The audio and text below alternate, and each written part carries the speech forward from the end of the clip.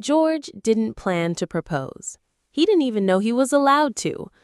At my age, he said, you don't make plans. You just wake up and say thank you.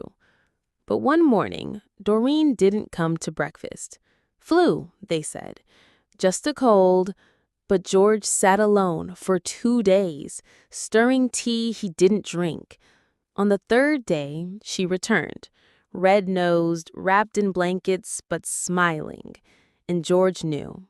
He didn't want another day without her. That evening, he shuffled to her room. No flowers, no music, just a trembling voice and a soft question. Would you mind being my wife? Doreen blinked, then laughed. I thought you'd never ask, she said. I was waiting until I turned 100. I hear marriages last longer after that. The staff cried before they finished hugging. No one had seen George so alive. I thought love was behind me, he whispered. Turns out it was just running a little late. They got married on June 13th, 2015. George was 103. Doreen was 91. And every person in the nursing home wore something pastel. The ceremony was simple. White tablecloths, a bouquet borrowed from the garden, a cake with too much frosting and not enough teeth to go around. George wore a navy suit that hadn't fit right since the 1980s. Doreen wore lavender and lipstick and a grin that could melt granite. The priest forgot half his words. The microphone didn't work. But when George looked at her and said, "For however many Tuesdays we have left," everyone stood up and cried like they were 20 again. The story made the news. A centenarian love story. Britain's oldest newlyweds, the papers called them. But they didn't care about headlines. They only cared about sitting side by side for breakfast, for crossword puzzles, for a good night and good morning, as long as they could. Love didn't come when they expected, but when it did, it came in full. George Kirby was 103 years old when he gave up on romance. I've had my time, he said. Love's for the young, or the foolish. He had lost his wife decades earlier. His joints ached, his skin bruised easily, his heart beat slowly, but it still beat. He moved into a nursing home mostly to stop being a burden. No one wants to live with a man who can't tie his own shoes, he joked. He told himself he was fine, comfortable, past the point of surprises. He played cards with the other men, ate his pudding, slept at 7. But sometimes, late at night, he'd watch the moon from his window and wonder if he'd ever hold someone's hand again. Not likely, he muttered. That part of me is over. But it wasn't. Not even close.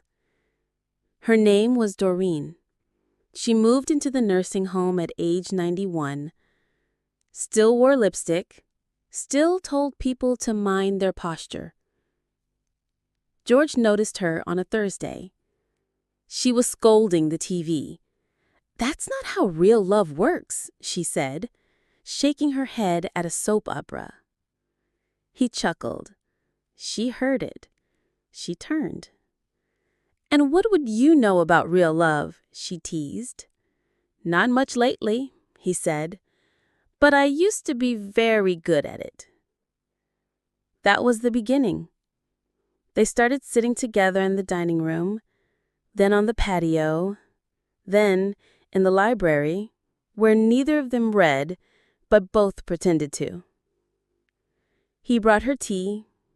She brought him hard candy, and a reason to stay up past 7. You're trouble, he said. You're slow, she replied. They laughed. And just like that, something old felt brand new. After the wedding, people assumed the story was over. A beautiful ending, A poetic finale. But George and Doreen didn't believe in finales.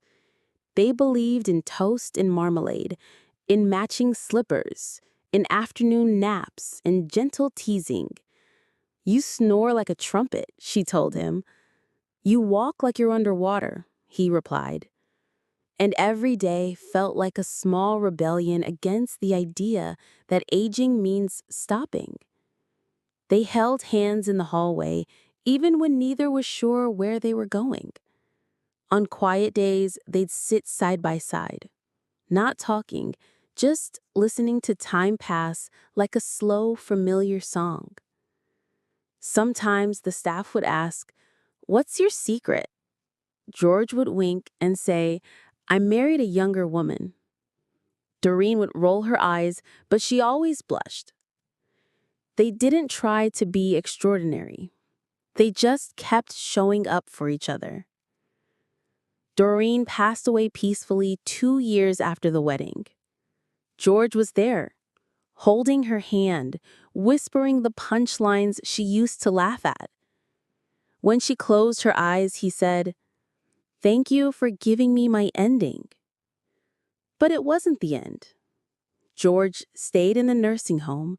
He kept eating breakfast at the same table, still saved her a seat. "Sometimes I forget she's gone," he said, "but I remember she was mine." He didn't remarry, didn't fade into silence. He kept making staff laugh, kept asking for extra pudding, kept singing off key during birthdays. And every time someone asked about Doreen, he'd say, "She showed me I still had something left." George Kirby passed away in 2020, peacefully, at 107. Britain's oldest newlywed became Britain's oldest widower, and somehow the most romantic man in the building. If you've ever wondered whether love has an expiration date, remember George. He didn't fall in love at 20. He found it again when no one was watching and everyone assumed it was too late. It never is. George didn't leave behind an estate, no mansion, no trust fund. But ask anyone at the nursing home, and they'll tell you what he left was priceless. He left a joke on the whiteboard in the dining hall. Marriage is when you agree who gets the last pudding. He left a tradition of Thursday dancing, which was mostly hand-waving in chairs, but still made everyone feel alive. He left his cardigan in the library, his chessboard in the lounge, and the quiet emptiness in the chair beside the window.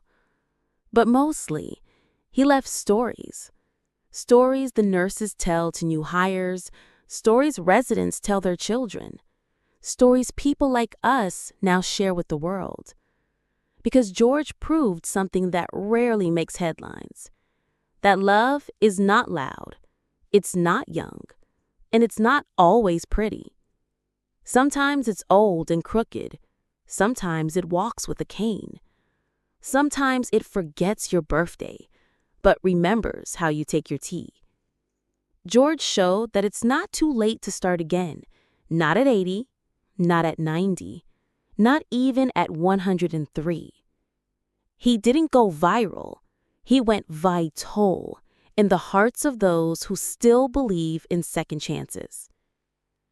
Maybe you've been watching this and thinking, "That's sweet, but it's not me." Maybe you think your story's already been written, that the love part is over, or that no one could ever see you like that again.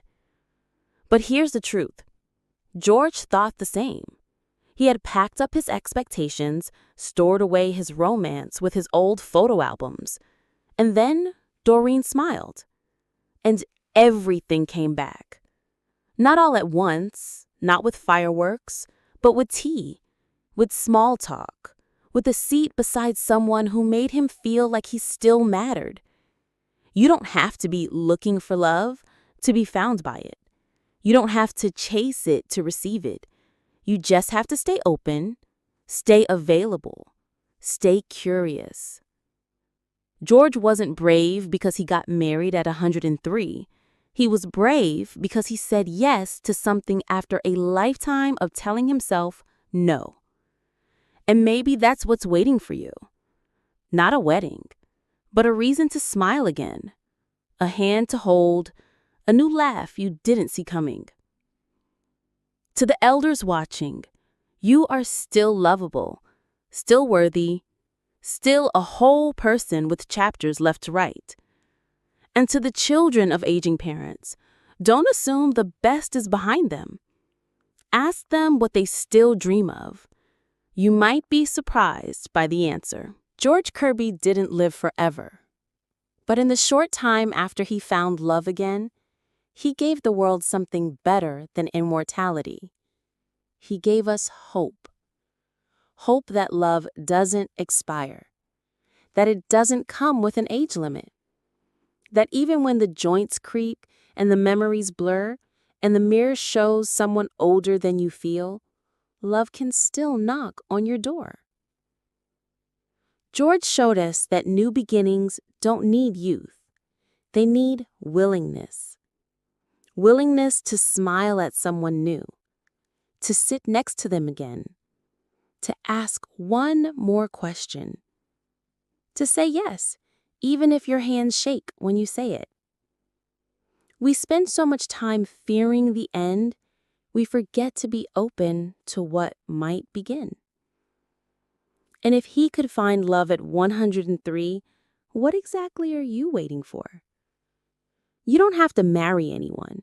You don't have to fall in love. But maybe today you pick up the phone. Smile at someone in the hallway.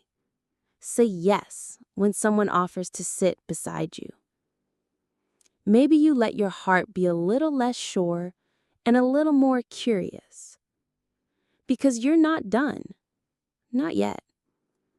And there's still time for something beautiful to surprise you. If this story made you smile, share it with someone who thinks they've missed their moment.